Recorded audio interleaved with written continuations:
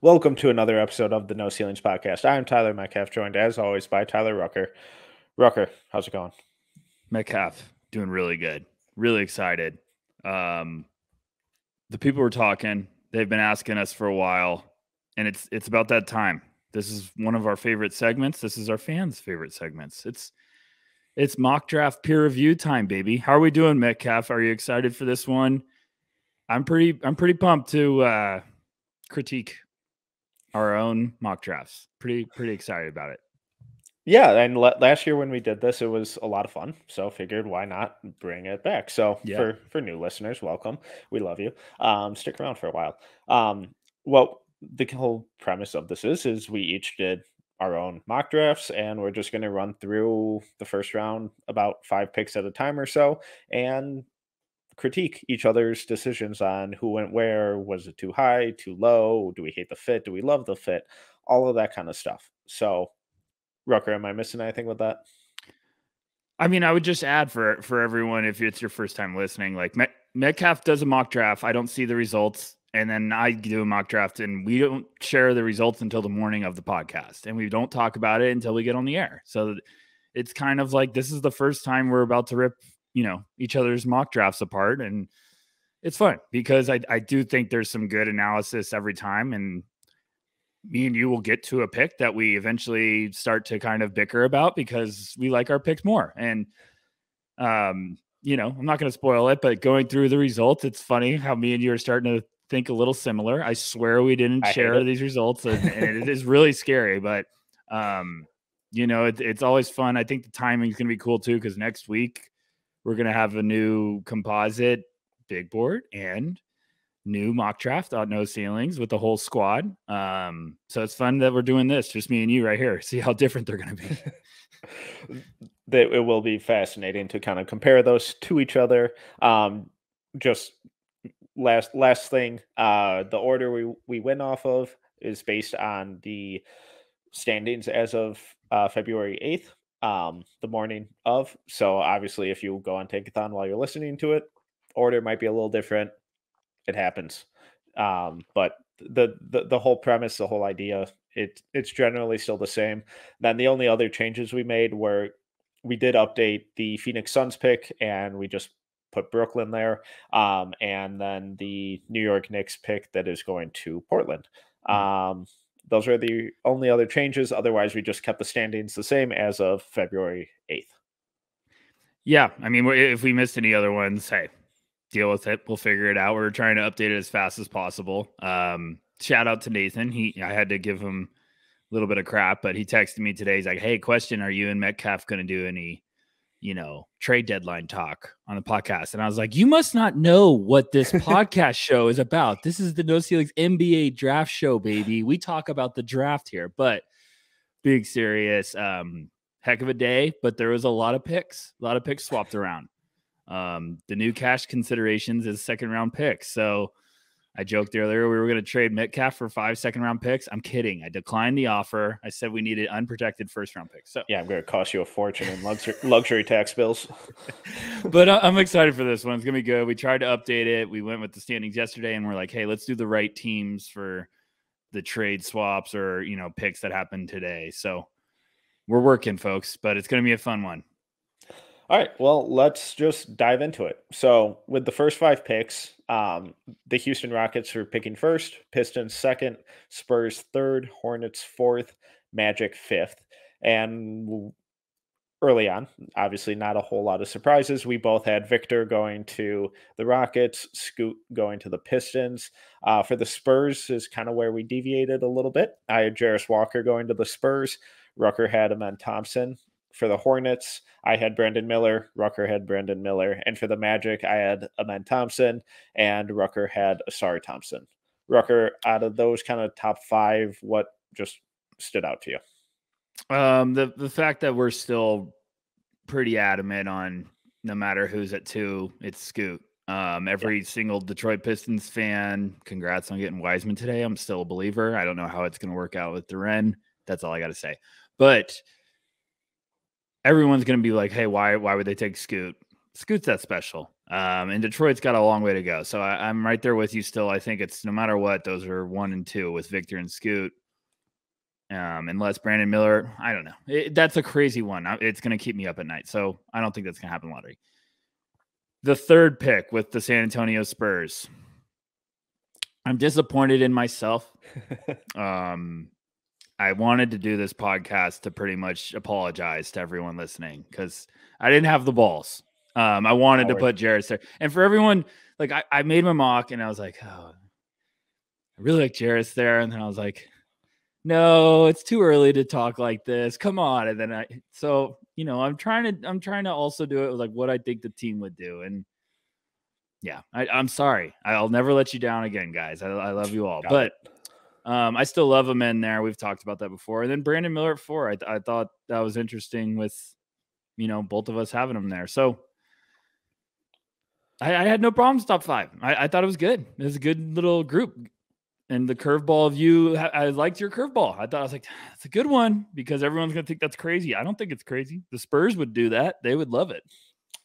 Yeah, and I was going back and forth between Jarris and Amen, and at pick number 3, I just had to go with who I think is the better player and the better prospect, and I think that's Jarris. I know that's going to be blasphemous for a lot of listeners, but I just don't see Amen in that same level. I do like him on the Spurs a lot. I like that fit for him a lot, and if he's going to really continue his development and kind of put it into top gear, I think that's a really good place for him to do it because I think he would be able to essentially run point there.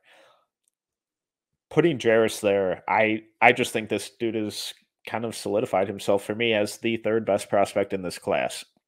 He is one of the most impressive and versatile defenders. He can switch 1 through 5, not all ones, obviously, but, let's say 1.5 through 5. Awesome on ball, awesome off ball. The shot has been really reliable, especially the spot ups. And that willingness to shoot is forcing defenders to close out on him really hard.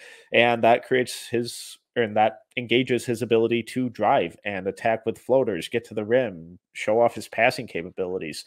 So I think when you pair his kind of all-around versatility on both ends of the floor with guys like Vassell and Keldon Johnson and Trey Jones and Jeremy Sohan, I think there's a lot there that just continues to build this really smart and versatile team.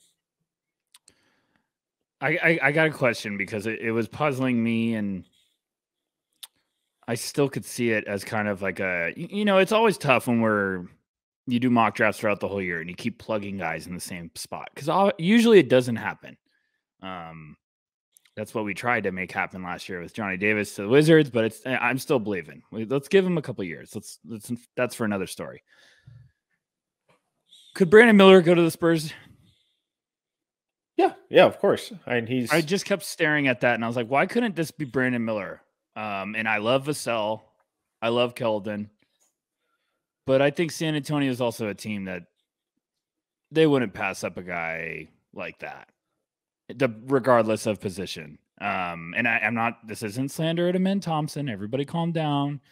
I like Amen a lot there, but I'm just saying, I also think Brandon Miller would be pretty intriguing there with the guys they have already. Yeah. So that's all I was throwing out. But no, I like Miller there a lot, and his shooting is something they need. That helps right away. And I think he can play. I think he's a really malleable player where he can play in a lot of different contexts. He has to get stronger, obviously, but as that off-ball shooter, that wing scorer, relatively competent defender, I don't mind him there at all. But for me, again, it was just Jarris is kind of sitting alone at that third spot. So him, Brandon Miller, Amen, those were kind of the 3 guys I went back and forth on there. But I just had to go with the talent. Yeah, I think you'd come down to that situation and the Spurs would do their homework, and that's whoever has better workouts, whoever they connect with better, whoever's got the better intel, and Jarris sounds like he's going to have some tough, intangibles to beat, but it's nothing against Brandon Miller and Amen. It's just, they're also going to have a vision. Every team does. And if it comes down to those three guys, you could sell me on every one of them, and I'd be pretty pumped up if I was a Spurs fan. It's just Jarris has some stuff that Jarris seems like I'm not saying Jarris could be a superstar. Jarris could be like the gadget star. Like he could just do everything. Like Sohan and him together. Yeah. I don't care if someone's going to be like, well, they're a little undersized now. I don't know. Jarris is the Hulk. And then Sohan's been awesome this year. That's just like playmaking, versatility, defensive awareness. That's really fun. That's stuff you build with. Yeah. And you get better in a hurry. Your whole team does. So that's all I got. Spurs fans, love you. Go Spurs, go. We give you so much time. See you in a couple months. I think the Brandon Miller fit with Charlotte is pretty self-explanatory. Him playing off of LaMelo. I think that's an awesome fit for them. Let's talk about the Magic. Let's talk about the Magic a little bit. Because we both had a Thompson twin going there, but different ones. So why Asar to Orlando? I'm still just extremely high on Asar. That'd be a little bit of a, I'm not saying an awkward place, but I could see that being, I don't even know if that's a curveball there. But Asar, I'm just extremely high on because I think he's going to be able to offer a lot of versatility on both sides of the ball. I think he's got serious potential as a defender. I think there's a lot of talent. I know Amen has the playmaking flashes and upside. I think Asar knows exactly. I think he's got great vision. It's just not as fancy, which, there's highlight machines as passers. There's also guys that just know where the ball is supposed to go. They make the right play, and it's beautiful. But the highlights will always get the spotlight. And Orlando's going to be in a spot, in this projection, they've got 2 lottery picks. And I think Asar, with what they have grooming there in that roster, just fits really, really nice, in my opinion, with Franz, Paulo. Me and you have talked about how Asar can play off the ball. And that's why I think his floor might be a little bit higher than Amen. And it's nothing against either of them. It's just, I think Asar's got all the tools and he's a little bit more groomed, in which he might have a more seamless transition when it comes to the NBA, because he just plays hard. He's got athleticism. His shot looks like it's really taking the strides in the right direction. And I just like that fit. I think that's a good piece of the puzzle if you're a Magic fan. All right, let's move on to 6 through 10. So at 6, the Washington Wizards, we both had Nick Smith. 7, New Orleans Pelicans, we both had Keontae George. 8, the Indiana Pacers, I had Jet Howard. You had Jarris Walker. 9, the Toronto Raptors, I had Asar Thompson. You had Jet Howard. And at 10, the Portland Trailblazers, we both had Cam Whitmore. Yeah, I'm a little shocked by the similarities we had. I thought I was going to be a little bit on a Looneyville, with Cam Whitmore at Portland, but I respect that you had him too. Indiana's weird because as much as I just talked, I love Jet. I'm going down the list, and every team I got to, I was like, they could take, Jarris. I was like, they could take Jarris. They could take Jarris. They could, I'm serious, Metcalf. I got to Orlando. And I said, why? What if they put him next to Paulo? And I was just like, and it sounds crazy, but I was like, you have Jarris and Paulo playmaking, and then this is going to be just, everyone's going to turn their stereo off. And I said this, but I was like, could Jarris be like a Horace Grant when he joined the Magic next to Shaq? I was just like, that's the impact you all of a sudden like are building something. And it probably won't happen, but I was just like, that's exciting. And then I get to Washington and I was like, fuck, they need Jarris Walker. Like Washington needs that type of piece. They just need that guy that kind of injects some nastiness. And then the New Orleans, I was like, oh gosh, if they drafted Jarris just to add to the mix. So I love him. But with every draft class, there's a guy that you'll love that goes later than you realize he's going to go. And when it got to Indiana, I just said, I think that's too much talent to ignore. I know they re-signed Miles Turner. Everyone will tell me that. But Jarris, Halliburton, Mathurin, Nemhart, like it's nice pieces. Keep Yeah. adding. Like, so I just said Indiana's the type of team that say, hey, enough's enough. We see the upside, and I really like your fit of Jet going there, though. I will admit that. Let's talk Nick Smith to Washington for a little bit. Let's talk about it. Was this just a case of us trying to put a point guard with Washington since John Wall left, or is it combination of best player available? What was the thought process for you?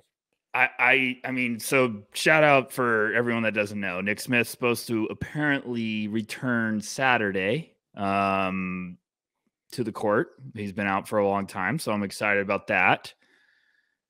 I think McAfee's going to have a strong finish of the year. I think he's going to. I'm just saying, I think he's going to come back and be, they're going to get to tourney. I think they're going to go on a little bit of run, and all of a sudden, it's going to become clear of Nick Smith is like, okay, yeah, I'm a top 7 guy, and yeah, I'm eager to put him with Washington, but I just think there's so much talent there, and it's tough when you're trying to project a guard to be like, oh, he's going to be the point guard, because I also think the NBA is just getting away from that. I mean, if you have 2 combo guards, 2 guys that can bring up the ball, it's like you're running the offense for either guy. With Washington, they're going to run it through Bradley Beal, and maybe Nick Smith's bringing the ball up to run a play for Bradley Beal. And so I don't know. I just like the idea there of him going there with his shooting, with his scoring ability, with his size. I mean, he's 6'4", 6'5", and handles it like a point guard. So just putting him and Beal together, I like that idea. What about you? Yeah, it's kind of that. Whereas, okay, this is a really talented prospect that can do a bit of everything on offense and can play kind of a myriad of roles where he can be that traditional point guard that's initiating the offense. He can be an ISO scorer. He can shoot off ball. He's a really good off ball shoot and spot up shooter. So I think it's a case where, who knows how long Bradley Beal's going to be there. But just assuming he is for the long run, I think Nick Smith is the guy who can take a lot of that ball handling and creation responsibility away from him and, take some of that effort out of Beal's game, but then also be a legitimate weapon spotting up when Beal does go isolation and he is initiating the offense. So I just think it would improve their overall backcourt. Okay, we're going to play a fun game real quick before we move on. Just thought of it. Really, really proud of it, but I just thought of it. You have to project somebody else there that went after Nick Smith. Who would you go? Ooh, I know, because I'm looking at the names, and so everyone that we've mentioned, you can't swap, but whoever you projected after Nick Smith. Let's go with Sar Thompson. Oh, so you did that. I picked a Sar at 5. What about you?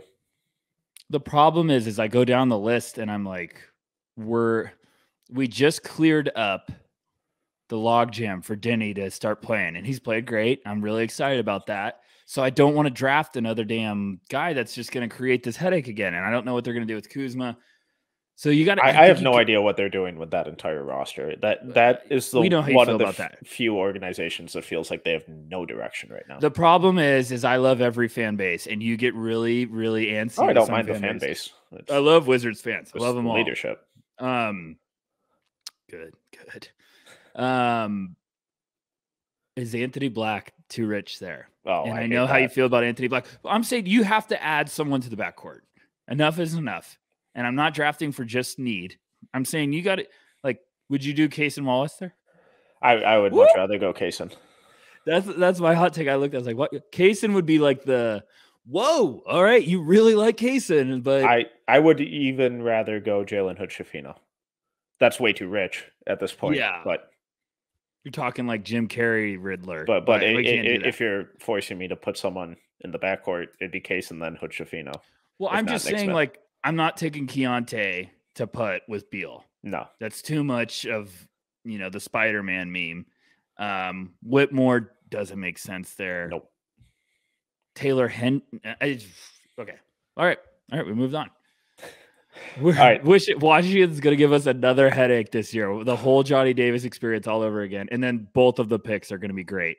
Johnny's going to have an unbelievable sophomore year. We're going to speak it into existence. All right, let's move on to 11 through 15. So at 11, we both had the Orlando Magic taking Grady Dick. At Shocker. 12, I thought this was gonna be a wild card for me. I didn't. I was really proud of this. I swear I did not. I was like, wow, this is creepy. So for Oklahoma City, we both had Taylor Hendricks, which is a lot higher than I think either of us have him on our boards. At 13, the Utah Jazz, I had Cason Wallace. You had Anthony Black. At 14, the Utah Jazz, I had Anthony Black. You had Gigi Jackson. And at 15 for the Atlanta Hawks, I had Derek Whitehead, and you had Max Lewis. Okay, so we got a lot to talk about.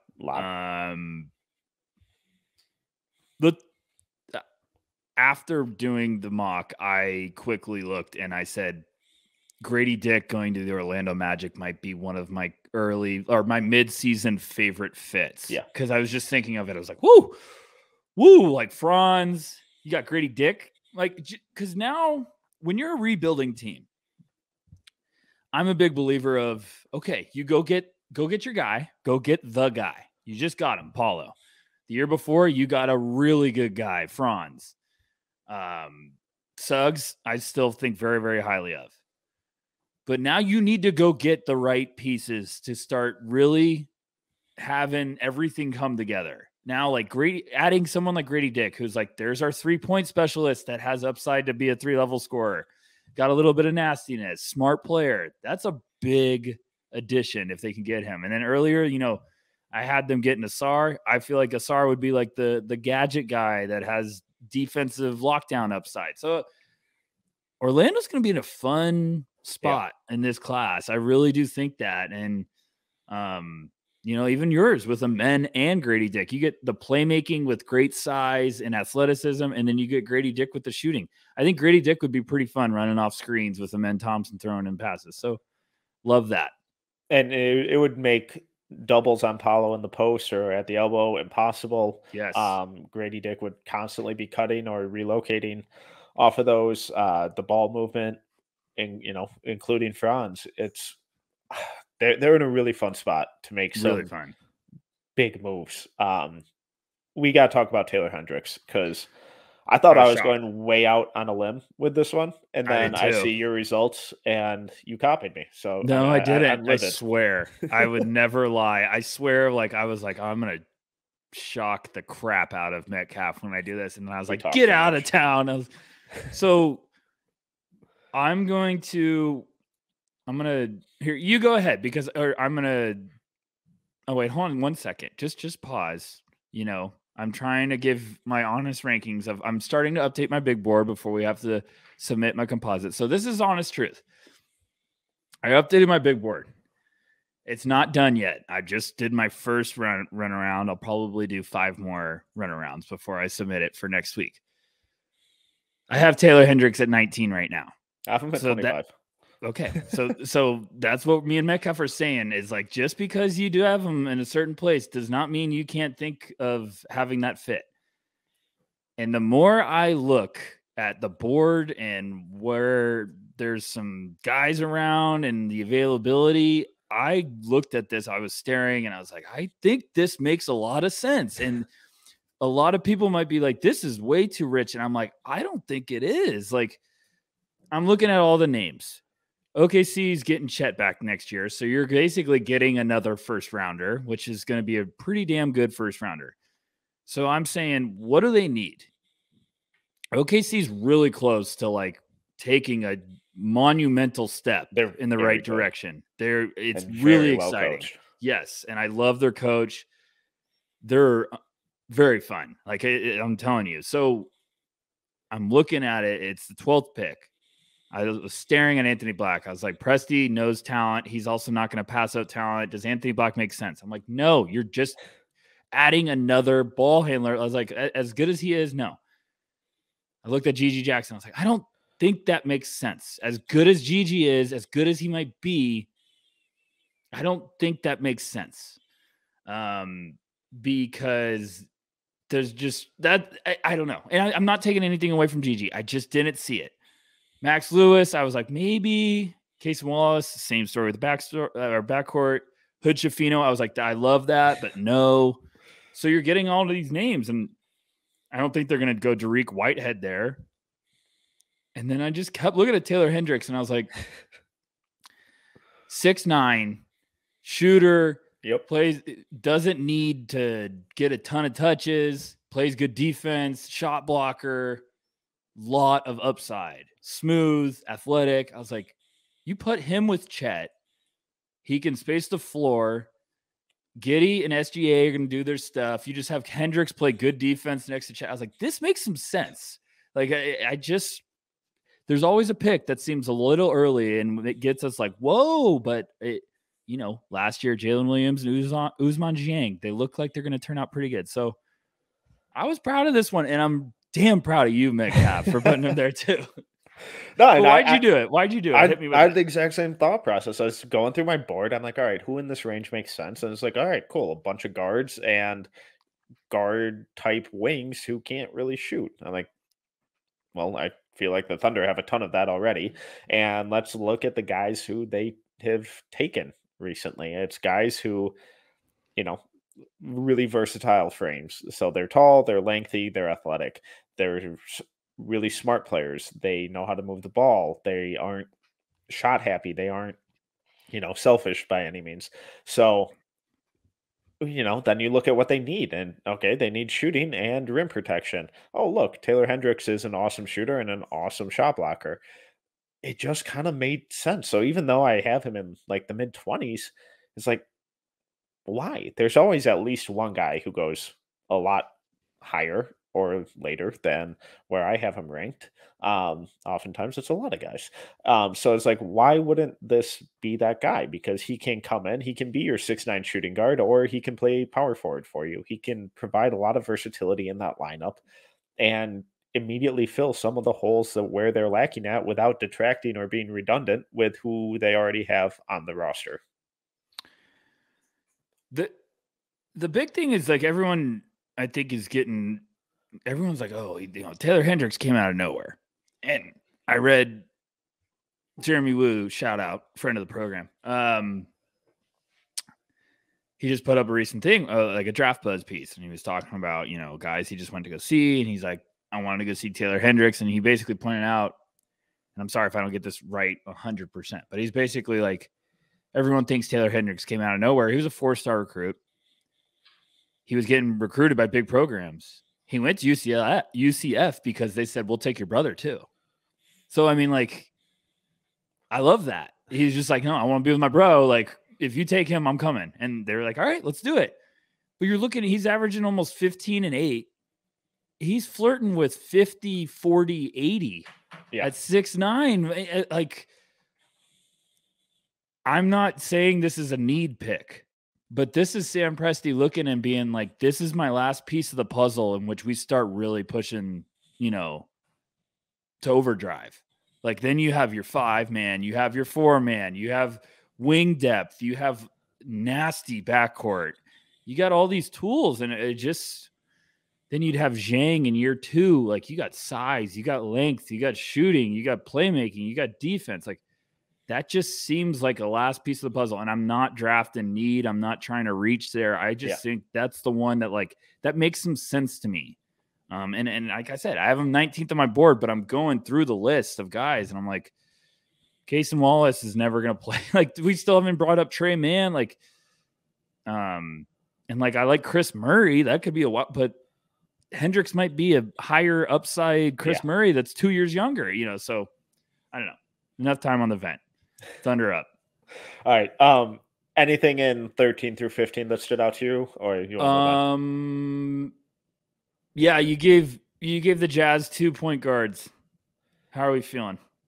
I think I just kind of diversified their ball handling. Okay. So I think you can play Anthony Black on the wing because he's big enough to defend wings. And I think. Personally, I think his defense has gotten a little overrated this year. I think he's a good defender, but he kind of gets pegged as this kind of elite defender, and I don't think he has the foot speed or the kind of technique necessarily to really defend down, and I don't think he has the speed to defend NBA point guards. So I think if you're putting him on shooting guard or small forward or power forward, then I think his kind of defense really takes it up a level, because then he has the foot speed to stick with most of those guys and the size to kind of handle their physicality as well, and then play point guard on offense. And then Cason Wallace is a point guard, obviously, and his off-ball shooting has been tremendous this year. So even when it's kind of the same thing we talked about with Nick Smith playing alongside Beal. Obviously, very different players, but even when Anthony Black would, hypothetically be initiating the offense, Case and Wallace could still be on the floor with him, playing more of that off-ball role, second side creator, and providing a little more spacing for Black. And then defensively, now you have Case and Wallace defending ones and twos, while Black is defending wings. So I don't know. I kind of view them as different positions. I like it. I understand it. That's also a good way to just be like, if you really like those guys, there's your backcourt. You're growing them together. Last thing, talk to me about Derek, and then we'll get past the, 15. Talk to me about Derek. I'm struggling, and I know he's hurt. He's waiting to come back, but like, I don't know where to value him. I haven't seen the flashes at Duke that I wanted to see. Same. That I saw at high school. Because everyone's like, oh, he's starting to look more of himself. And I'm like, okay, we're still a long way away from what I watched. And I just never saw the nastiness defensively that I wanted to see. And I think that's maybe what's keeping me from buying back in. Like right now, it's not that I'm out. I'm just pacing around the room, sweating profusely, nervous. Yeah, so I'm coming into the year, I had him at 3, and it's okay. I kind of held him there with an asterisk for most of the year because I wanted to give him time to get back, and I'm just incredibly glad that injury wasn't worse than what we thought it was. So I don't know. It's tough because I kind of want to chalk this up as in the similar vein of Zaire Williams's freshman year at Stanford, where it was just everything that could go wrong did go wrong, and it was just the year from hell. He's so talented. I still really buy the shot. Some of like the on-ball space creation stuff that he showed, I thought was really impressive. But he had hit this beautiful step back and then take 4 really bad mid-range pull-ups in a row. It's like, bro, what are you doing? And he didn't have that burst getting to the rim. That elevation did seem to be there. I don't know if that's still just his foot being at like 75, 80% and not having the confidence in it that he did, in high school, or just not being fully in game shape like he was. So I don't know. It just feels like everything that could go wrong with him did go wrong. And if I get to, pick 15 and that, at least theoretical talent is still sitting there, and I can take that big home run swing on a guy like that could really, if he does hit, we're talking about a guy who could be an all-star. I'm going to take that swing.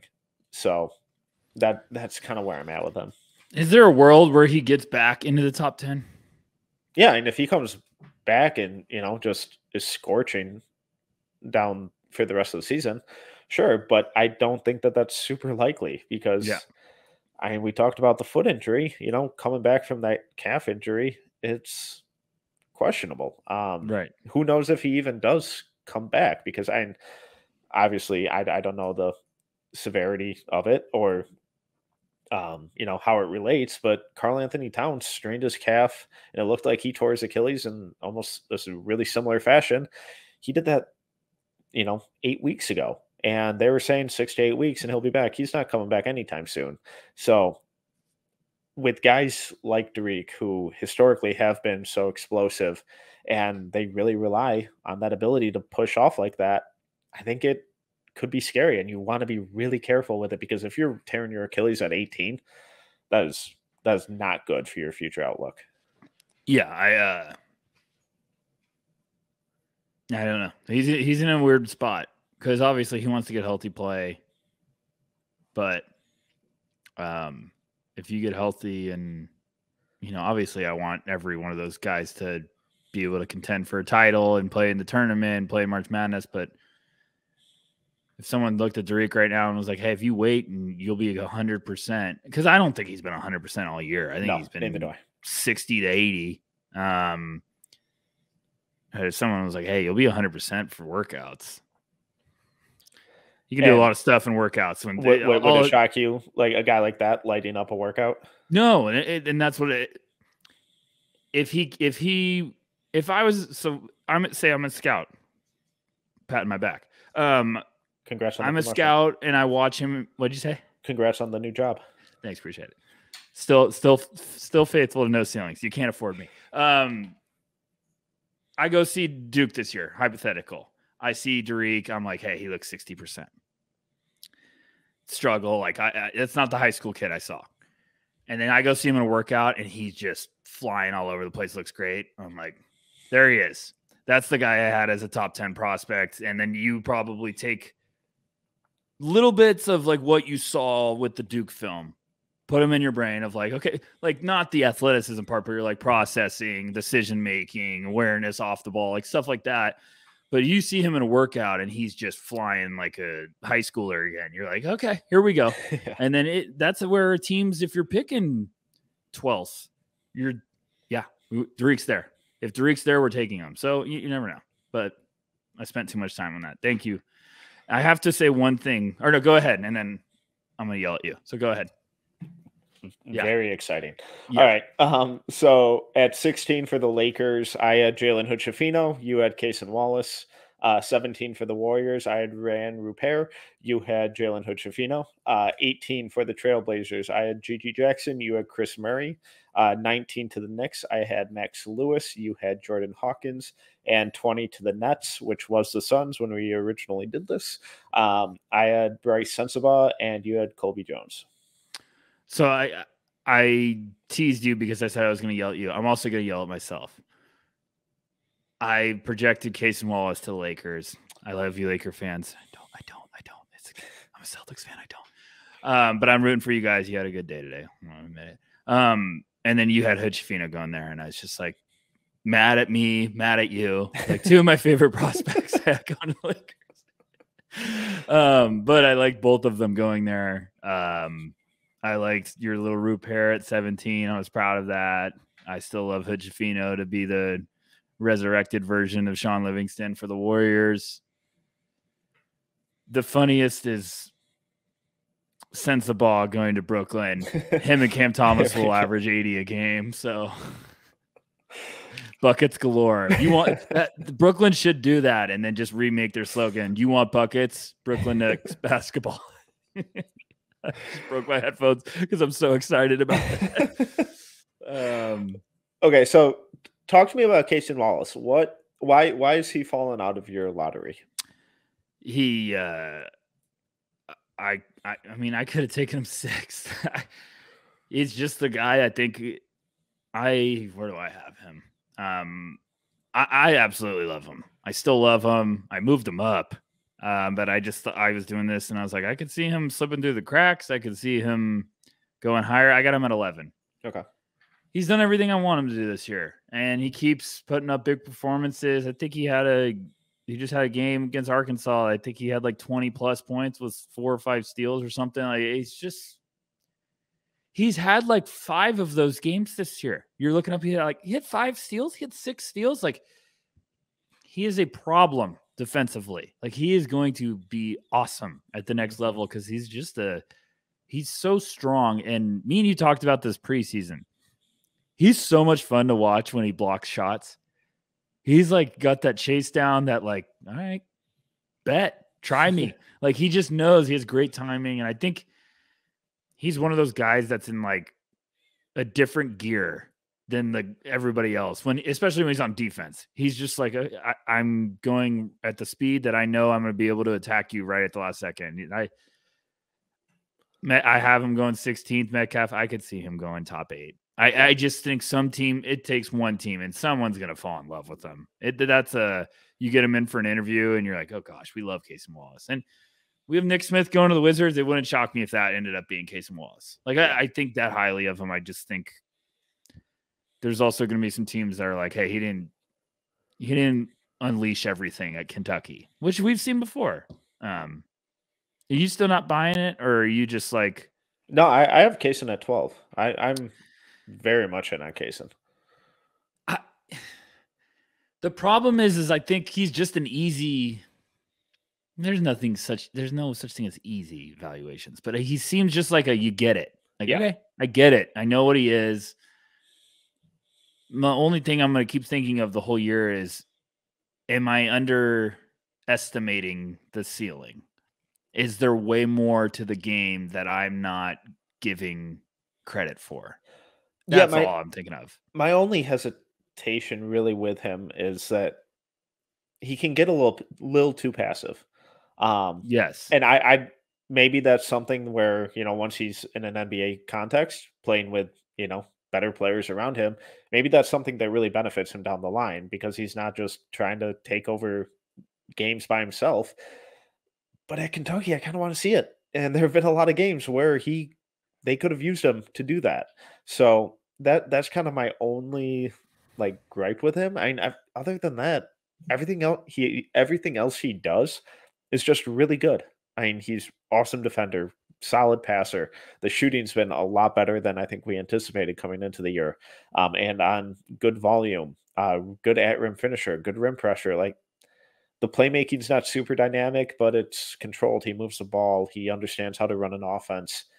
He's just really good. I apologize earlier.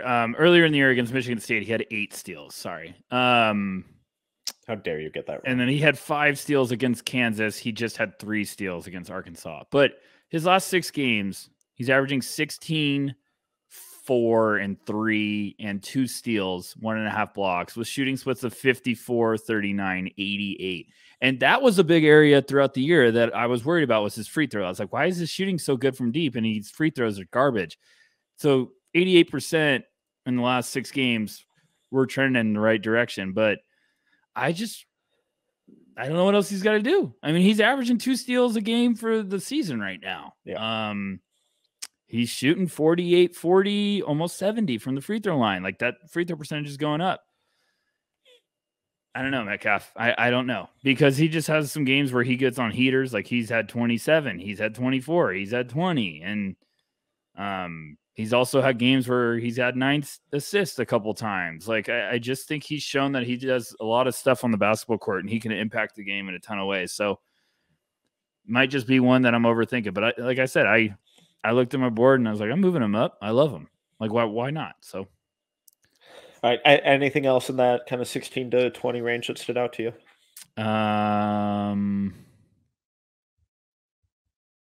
Yeah. Why are you trying to hide that you're starting to love Rucker? What's going on? When did I hurt you? Well, I just want to know why you hate Rucker, and I don't. You don't even have him in the top 20. God. No, I don't. I don't hate him there. I moved him up a good amount on my board. Probably going to. I just was doing the mock, and I'm trying to find it.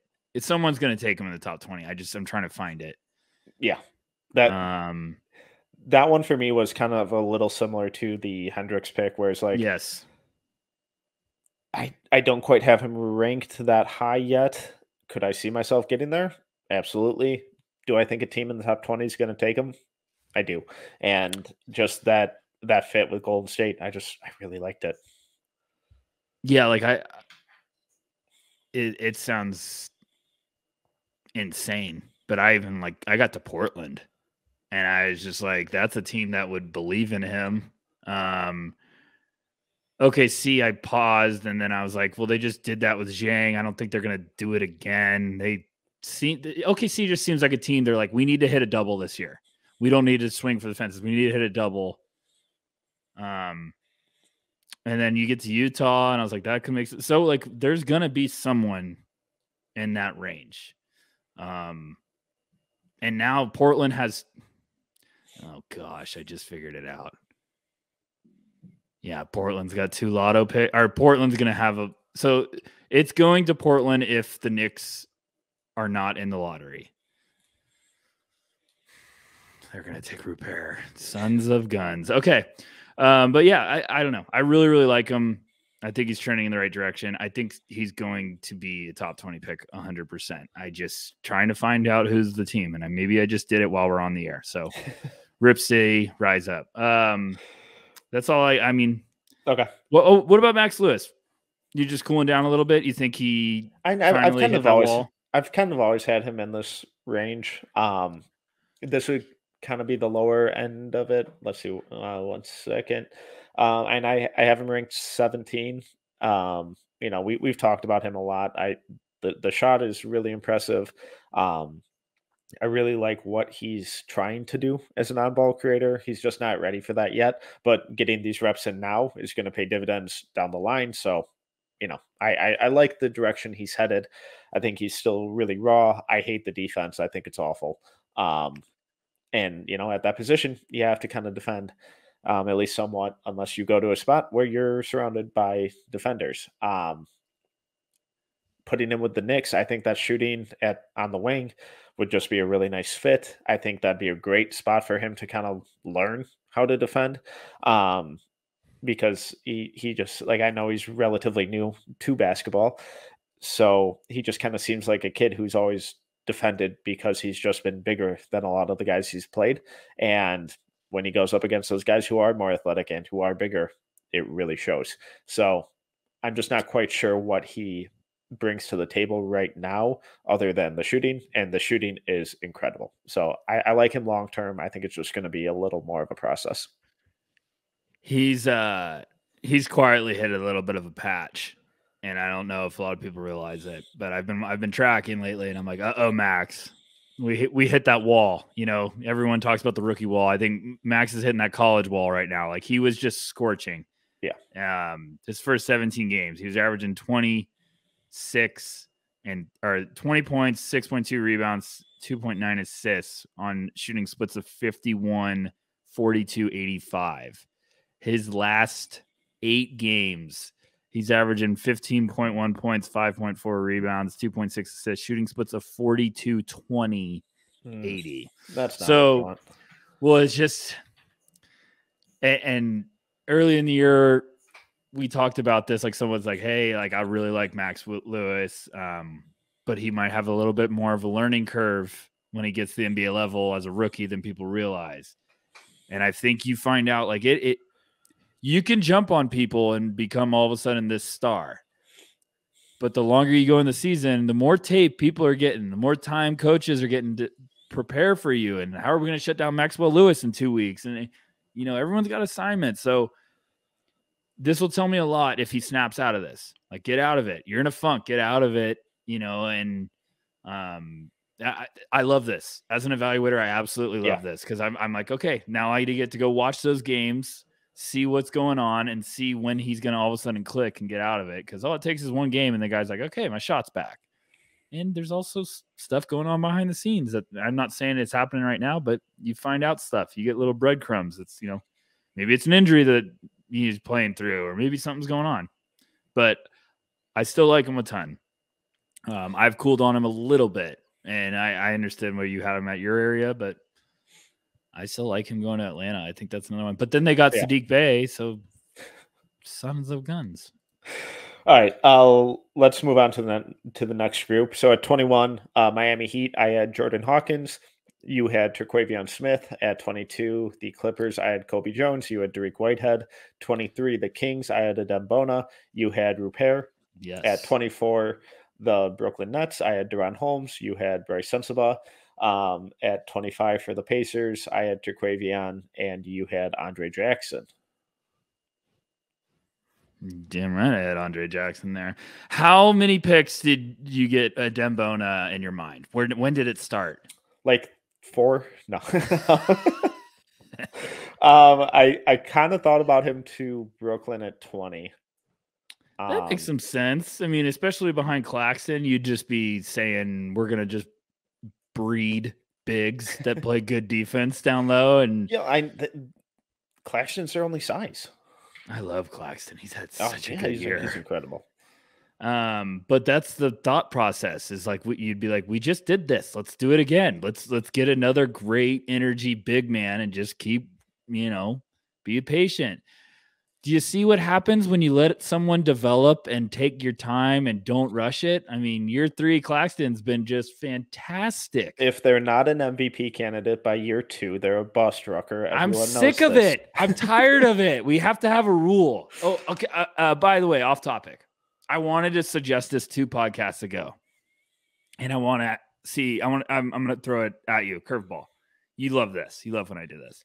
I want to make a rule, and I'm not shouting out or calling out any other podcast. I just want to make a rule for our podcast, and if you approve of it right now, it's going to be the first rule for the No Ceilings NBA Draft Show. I think we can't do a redraft if it's the last year. We got to wait like 2 or 3 years. I'm going to say 3 years to do redrafts. Yeah, no, that's my rule. Yeah, I 1,000% agree. Okay, raise your right hand and say that's the rule. That's the rule. We can't redraft for 3 years. Okay, perfect. So we're not doing a redraft of this year's class next year. No, 3 years. Okay, thank you. Let's let the guys develop a little bit. Jeez, it just drives me crazy. Any hooser. I still love my Terkavion to Miami. I was proud of the Derek at 22 to the Clippers, but now you're going to tell me that's way too late, and I don't care. Yeah, it is. It is too late, but I don't care. If someone also would go trade up for him. What am I talking about? It's really funny. This is actually hilarious. So I had Colby Jones going to Brooklyn at 20, which now is Brooklyn after the Suns trade. And then I had Sensabaugh going 24th, and you had Sensabaugh go to the Suns. So basically, we both think Sensabaugh's going no matter what. He's destined to end up with his soulmate, Cam Thomas. Oh, gosh. Buckets. Good want buckets? Welcome to Brooklyn Nets basketball. I love it. What else you got? I liked your Deron Holmes pick, too. I really did. Yeah, and I'm sorry. You had Holmes going to Brooklyn. I'm an idiot. Okay. Yeah, sorry. no, I know you are, but sorry. Still the same concept, though. I still like Holmes a lot. So what is keeping Andre Jackson in the first round for you? I put him there because I think that's Indiana having multiple picks. They have 3 first-round picks, and I just projected him to Indiana as Indiana thinking like, hey, we can unlock the upside. It's the end of the first round. This is a worthy roll of the dice. I'm looking at the rest of the board. They're like, there is a drop in this class. There's going to be a drop, and it's going to be a little ugly. And when I got to Indiana there, I spent some time on some of these picks that I could not stand. I was like, I'm way overthinking this. Like Indiana, I was like, man, I like Mike Miles there. And I was like, no, they have Nembhard. I love Nembhard. Like, and then I just kept going through guys. I was like, well, Jalen Wilson. And I was like, what about Lively? What about Clowney? And I was like, that doesn't make sense. Like, because I gave them Jarris earlier. And I was like, they re-signed Miles Turner. Why are they doing this? Isaiah Jackson's still there. So I don't know. Indiana was a little bit of like all right, let me just throw this out and say I still believe it. Where would you have gone if you were me instead of – that's a fun little wrinkle. Instead of Andre Jackson. I know you picked – I don't dislike the pick. I like Andre Jackson a lot. I just kind of struggle with – he seems like this real big swing where either he's going to work out really well in the NBA or he's not going to last to a second contract. And I think that's a team like that can afford that big swing. Because I drafted him as thinking he's an early 7th or 8th guy that's just a fun gadget, game wrecker that could help you really get cooking with some stuff. And I don't know. I kind of liked it, but now you made me I'm just asking. Stare at the ceiling for 8 hours tonight. Listen to Hello Darkness, My Old Friend. What about your range? Did you like anyone especially besides Bona? I think Colby Jones would be a really good fit with the Clippers. Yeah, that's a good one. I think Hawkins, and same with Hawkins and the Heat. Just that on-ball defense, that arrogance, and I mean that in a good way. His off-ball shooting, his off-ball movement, which I just broke down at noceilingsnba.com. It's 100% free. Go check it out. I just think he would be a really good fit and add some shooting that team really needs. And then just Terquavion as that kind of heat check backup point guard, or shooting guard, whatever you want to play him as to the Pacers. I think that could be a lot of fun. I actually really like that fit. That's a good one.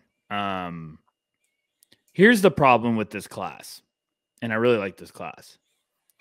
I think Jordan Hawkins 100% should be going top 20. Like, you have him at 21. Yeah. I think that's fine because the guy could slip right away. Terquavion should be going. I've seen too much growth from Terquavion this year, top 20.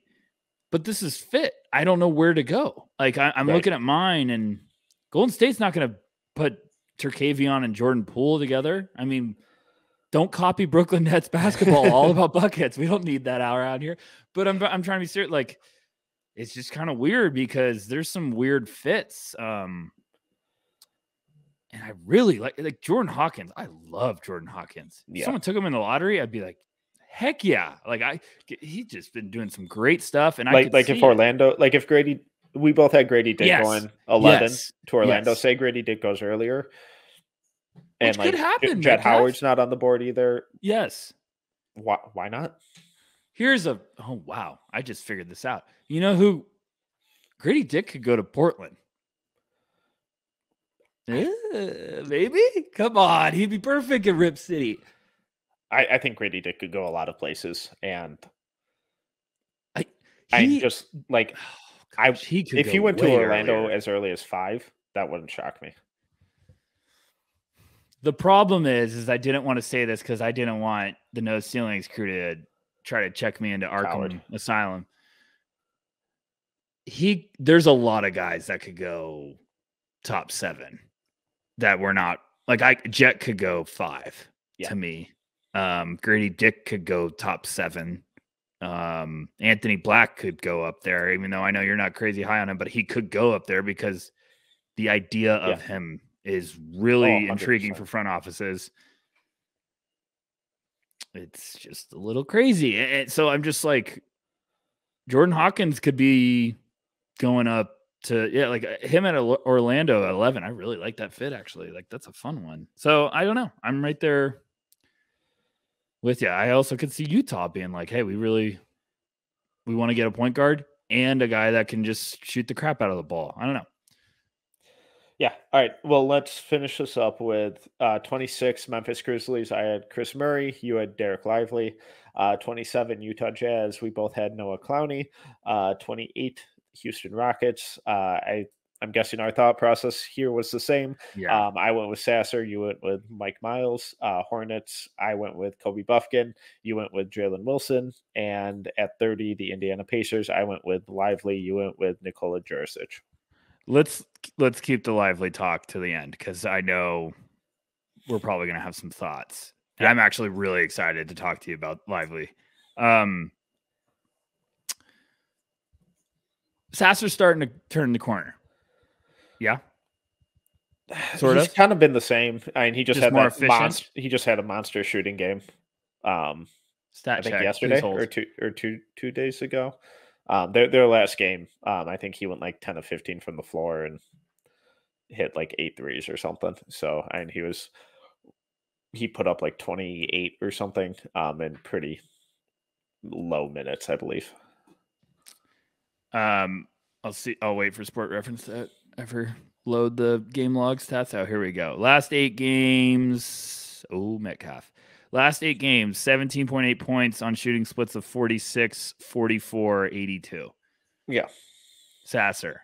Marcus Sasser. Who's back of the week? Marcus Sasser. I just like to see that trending in the right direction. I could see him going there. That makes a lot more sense. I had Mike Miles. I'm right there with you. I thought that the idea of getting them just a fucking point guard. It's not even that. They need the arrogant, I don't give a crap, I'm a rookie point guard. And I think Marcus Sasser and Mike Miles are both those guys. And arrogance in the best way. Yes, they need the guy that's I'm convinced Mike Miles and Marcus Sasser will go toe to toe with any opposing point guard any night and say, I don't care, check the ball. And Houston needs that.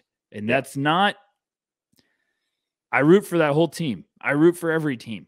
I like Houston. They have a lot of stuff going on there that it needs to come together, but you do not need a home run in this draft with that pick. You need to get a dog.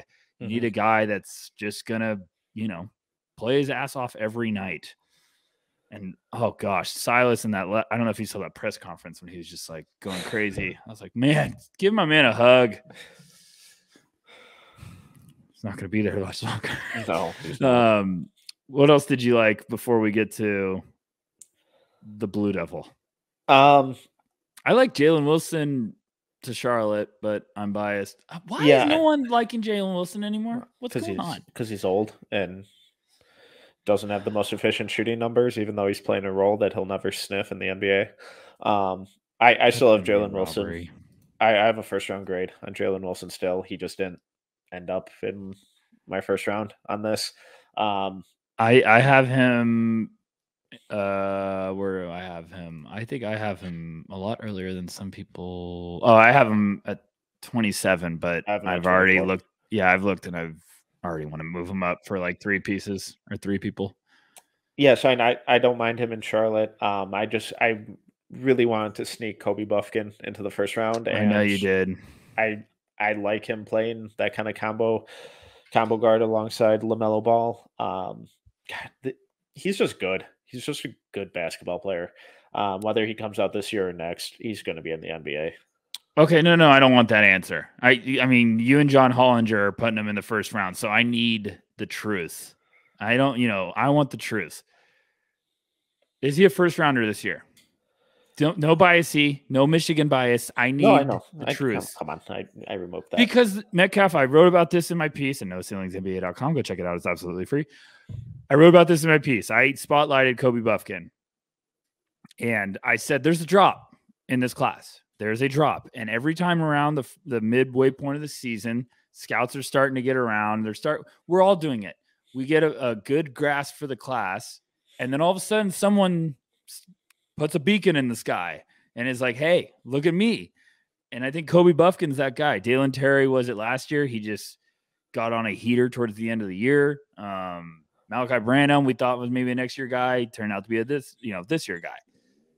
So I think Buffkin could be that late riser to really make some steam and get up there and be like, hey, I'm here. I'm, the damn pre-draft terminology. Like maybe that's a Buffkin thing. And he's a sophomore, but he should be a freshman, correct? Like his age wise. Like he's a young sophomore. Yeah. Right in the beginning of the year. Yeah. So I think that's right.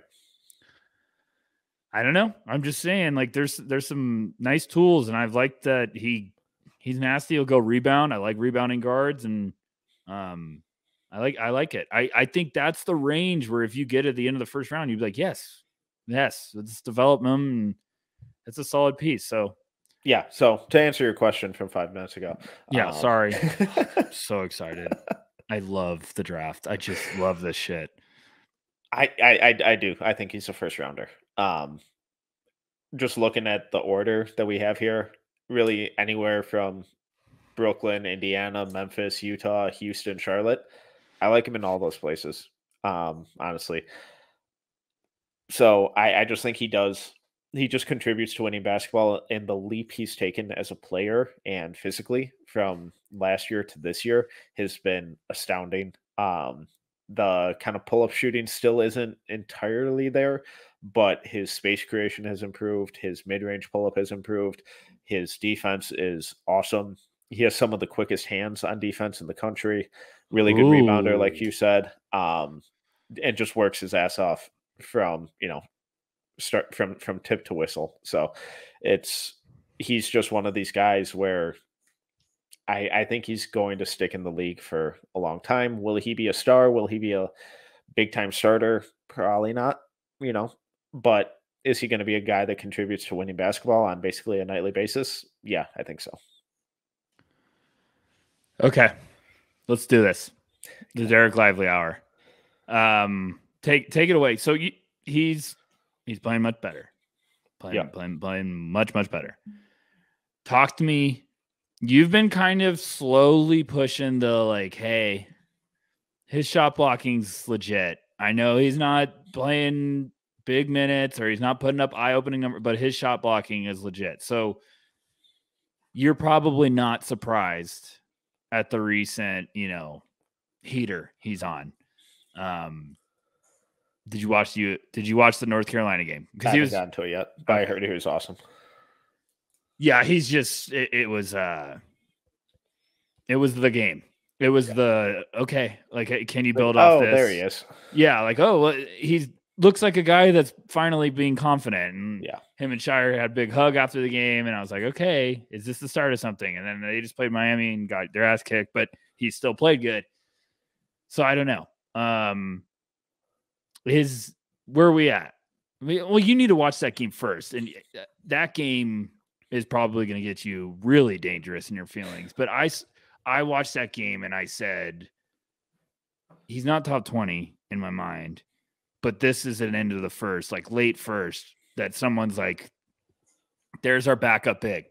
Go play fantastic defense, be a rim protector. Let's let all the skills, develop with time.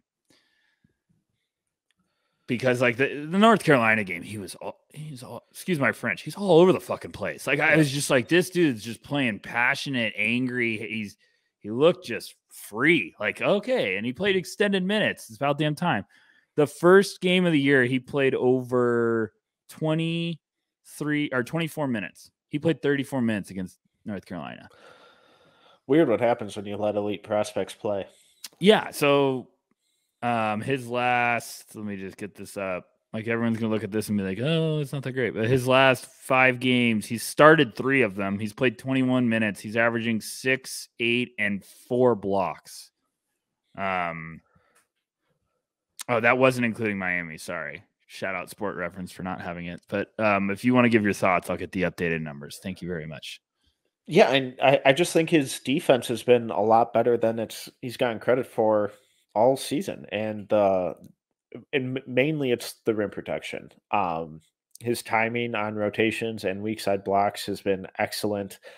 Really springy, obviously, which is what was one of his calling cards coming into the year. And on defense, I think that's where he's really been able to show a lot of his athleticism and physical gifts, because he has shown flashes of being able to kind of switch on the perimeter. Obviously not full time. That's not what you want him doing. But if he's forced to switch on a guard late in the clock or something, he can move his feet enough to stay with them for the most part. His technique and footwork on the perimeter isn't great, and he'll get blown by, but he has the athleticism and the length to recover and, turn away a layup from a smaller guard. So I think defensively, he's been awesome. Some of the pick and roll positioning stuff, it needs work. But he's a young kid, so with coaching, that's something you would expect to improve, because I think he's shown enough that the awareness and the physical gifts are there. The offensive side is still where I have a ton of questions. Yeah, everything he's doing right now is dunks. I mean, you had the amazing stat earlier in the year. Go ahead. He has no idea what to do on offense. Right. He'll screen and then just stand there when there's a wide open lane to roll into. He doesn't turn the right way when he screens. He isn't given the ball to post up or do anything from the elbow. I think some of the passing flashes he's shown are encouraging and intriguing, but the processing is really slow and it pauses with him basically every time he touches the ball. I don't know if it's just a symptom of the weird role and, the very short leash he's been given all season, but he looks really timid on offense and really unsure of himself. And then on defense, he looks super confident. I put that the best way. I mean, he looks terrified offensively. Yeah. Unless it's a shot attempt and he can go dunk the shit out of the ball. Then he's like, all right, great. Here we go. But I mean, his last 4 games, he's averaging 7.8 points, 9 rebounds, 5.3 blocks. And he's shooting 68%, but his usage is also 11% in 4 games. So it's just I'm at the point now where I'm watching him and I'm rooting for him. Like I was rooting for him before, but now I'm really rooting for him because I'm seeing that he looks just like a guy that needs confidence surgeon. And now I'm like excited to watch every game because I'm like, is this the stretch where you start to come alive and we start to really entertain the idea of like, okay, there's talent, there's upside here. It's just now we got to figure out where we're going to put you in the range because people are going to be like, oh, he should go back. And I'm like, I don't know if he should. If he keeps playing like this with the shot blocking upside and the rebounding, it's like someone's going to still believe in the tools because I mean, you talk about you get 7-footers in the gym playing against an empty chair. They look pretty damn good to some front office guys. So I don't know. I'm starting to be a fan. I'm not top 20 fan, but I think it makes some sense to get his defensive side is fantastic sometimes. Yeah, and just to kind of speak on the shot blocking a little more, and his block rate is 14.3 right now. To put that in context, since 2008, that is the 39th highest in all of college basketball. Jeez. And for further reference, Walker Kessler had the highest shot block rate of 18.8 last year. So obviously 4 points or 4% is a lot, but that's the kind of realm that he's in as a shot blocker right now. And well, block rate tends to translate pretty well. And I mean, I just mocked him to Memphis because I was like, yeah, throw him behind Jaren Jackson. You know, obviously they have Steven Adams, but I was like, talent, draft the talent, see if you can put it together. And then if you all of a sudden you have another piece like that, I don't know. I just like him. It's a weird one because now it's like, okay, now I actually need to go back and watch a lot of Lively because it's just, I don't know. He's becoming a very, very fascinating case study because especially for a number 1 high school recruit, just play the damn kid. Just play him, Shire. Let him do something on offense. Empower him to do something and teach him how to screen. For God's sake, for God's sake, teach the kid how to screen. Anything else on Lively? No, I'm pretty good with that. You got anything else? Any guys you're starting to heat up on, or what were some of the names that you were surprised didn't make it? Oh boy, here we go. Or that were in your kind of first round that didn't end up making the draft or your mock. So Jalen Wilson fell out for me. Julian Phillips was another one who I have in my top 30 that didn't quite make it. I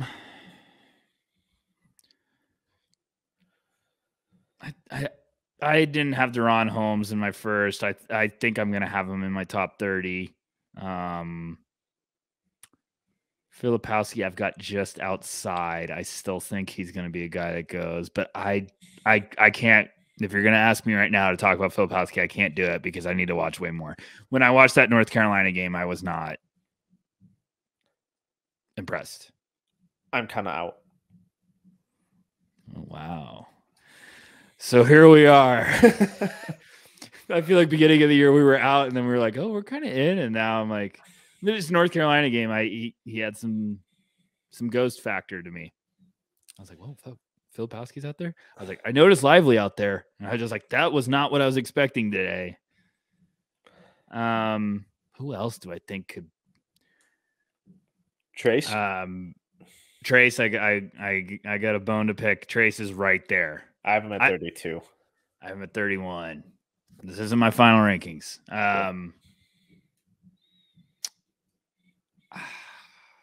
Who else? I think Khalil Ware will be one that a lot of people ask 42. About. I have him at 44. And oh man, me and you are getting really scary with these rankings. We talk too much. Yeah, this is crazy. Like, I don't like this at all. Who do you have at 36? We're just gonna play a dark game. Andre Jackson. Oh, okay. I have Julian Strother. I was gonna be like, if you had it, I was gonna literally like flip my desk. Be like, what are you doing?